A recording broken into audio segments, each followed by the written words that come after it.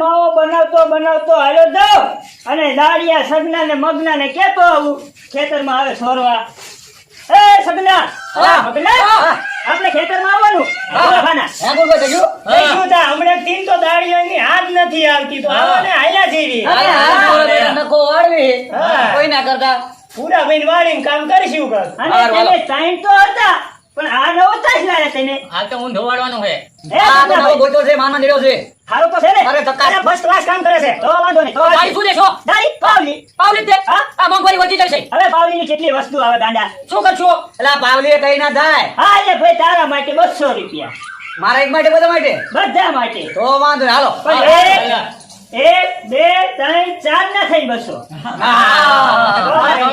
200 રૂપિયા ગામમાં ચાલે છે બપોરિયા. ઓલા મેઘાભાઈ ખબર આયા હતા મને કેવું 250 વાલી.